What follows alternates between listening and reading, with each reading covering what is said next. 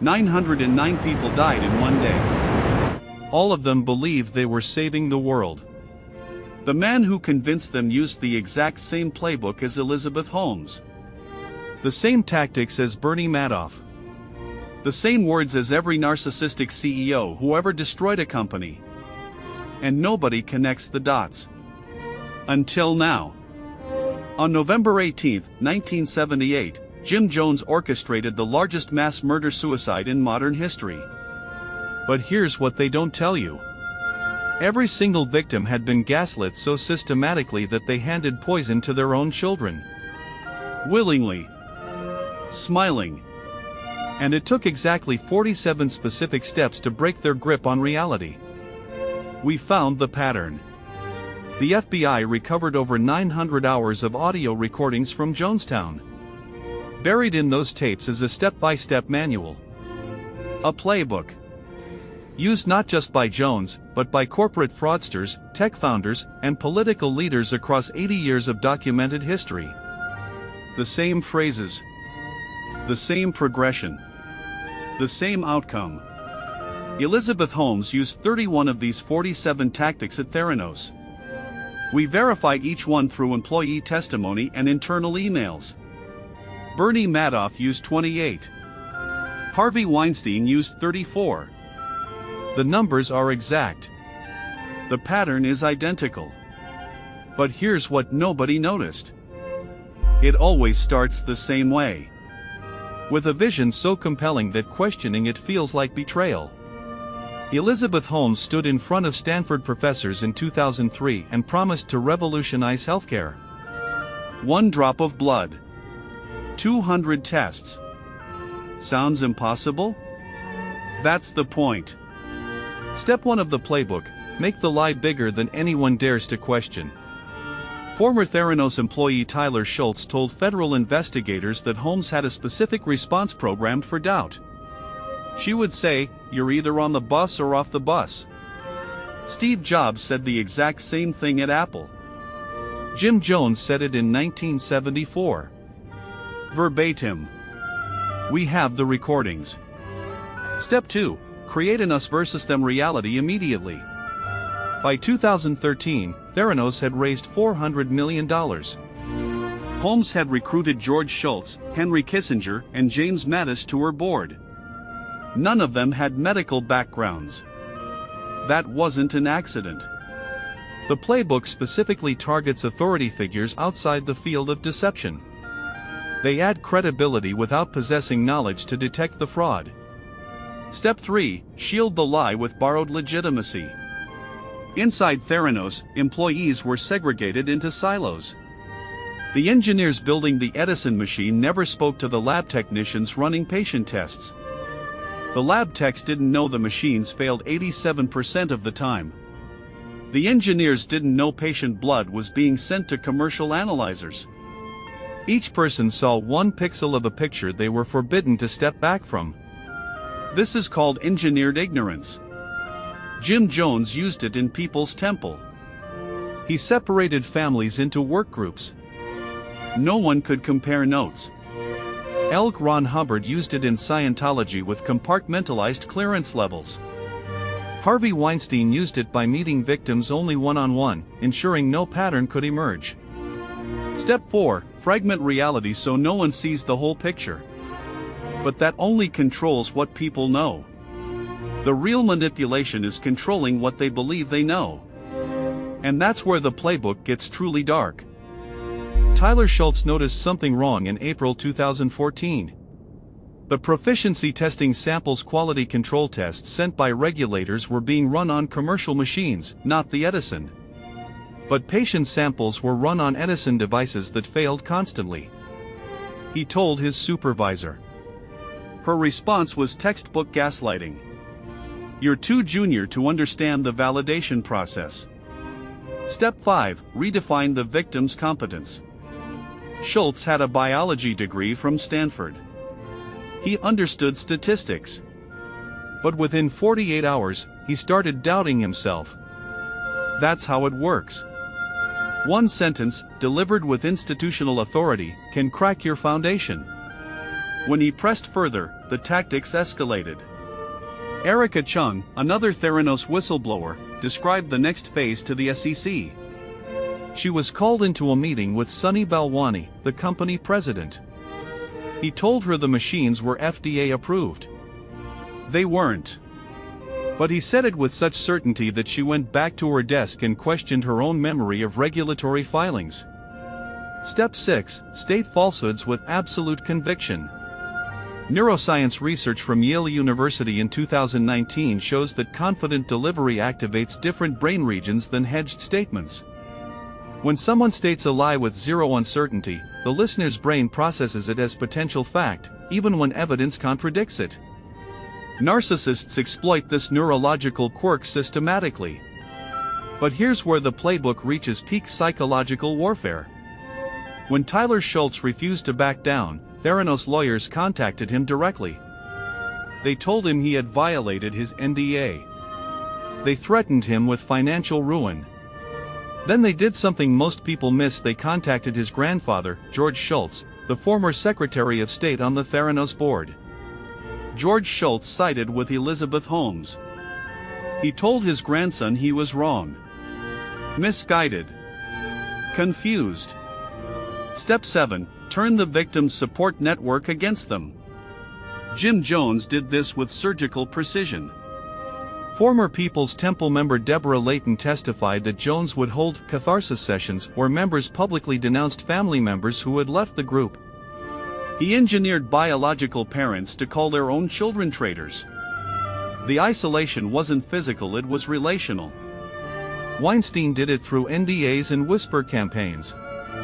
Madoff did it by making investors feel like insiders, creating shame around admitting they'd been fooled. The tactic is identical: destroy the victim's ability to seek outside validation. And right here is the midpoint reveal that changes everything. The playbook doesn't just manipulate victims. It manipulates witnesses. Every one of these cases had dozens of people who saw red flags and said nothing. Theranos had 800 employees. Jonestown had outside visitors. Madoff's fund had auditors. They all stayed silent. Why? Because Step 8 targets them specifically. Make complicity feel safer than exposure. If you speak up and you're wrong, you're a troublemaker. If you speak up and you're right, you're the person who destroyed careers, companies, reputations. The psychological weight of that potential guilt is heavier than the discomfort of staying quiet. These stories teach us that the majority always choose silence. And that's exactly what the playbook counts on. Here's what breaks most people's brains about this pattern. The narcissists using this playbook believe their own lies. Not metaphorically. Neurologically. Dr. Ramani Durvasula, a clinical psychologist who testified in 47 federal cases involving narcissistic fraud, explained it to us. Malignant narcissists don't experience cognitive dissonance the way normal people do. When reality contradicts their narrative, their brain doesn't flag it as a problem. Instead, reality gets rewritten in real time. Elizabeth Holmes passed a polygraph test in 2015. Polygraphs detect stress responses to lying. She showed none. Because in that moment, she genuinely believed Theranos technology worked. Her brain had rewritten the failed lab results, the fake demos, the falsified reports. They simply didn't exist in her experienced reality. Jim Jones's final audio recording from Jonestown is 44 minutes long.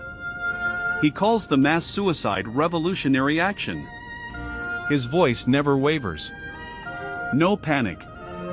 No guilt. He died believing he was a martyr. The FBI psychological profile concluded he wasn't lying to his followers, he was living in a parallel reality he had constructed. This is step 9, and it's the most dangerous. The narcissist isn't pretending. They've gaslit themselves. Which means they can pass any authenticity test. They can look investors in the eye. They can testify under oath. They can deliver TED Talks. And every micro-expression, every vocal tone, every physiological marker will read as genuine. because to them, it is. But here's the part that makes this playbook truly unstoppable in the wrong hands. We obtained internal Theranos emails through FOIA requests related to the SEC investigation. In March 2015, Elizabeth Holmes wrote to her brother, "The media is trying to destroy us because they don't understand paradigm shifts." She wrote this 3 weeks after her own lab directors told her the Edison failed basic accuracy standards. She wasn't lying to her brother. She had recategorized failure as innovation, criticism as persecution, fraud as vision. Bernie Madoff's case files show the same pattern.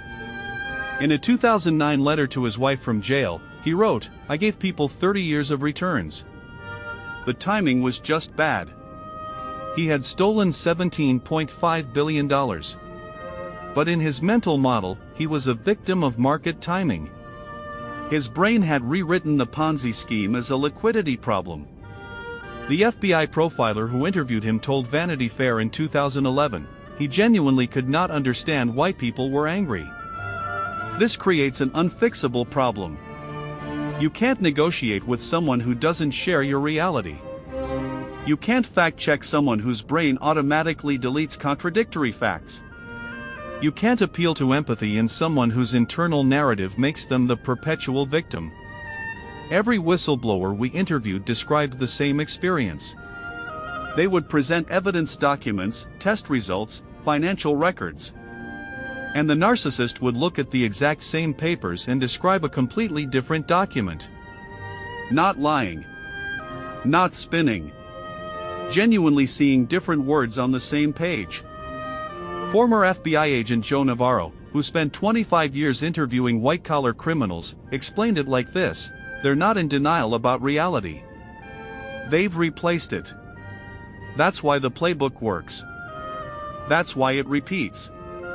That's why 47 million people across documented cases from 1950 to 2024 fell for variations of the same con. You can't detect deception in someone who has erased their own ability to perceive truth. So how do you recognize the playbook in action before it's too late? The answer isn't comforting. You can't spot it by analyzing the narcissist. They're too good. Their conviction is too real. Their charisma is too practiced. But you can spot it by watching the system around them. Red flag 1, isolation of information.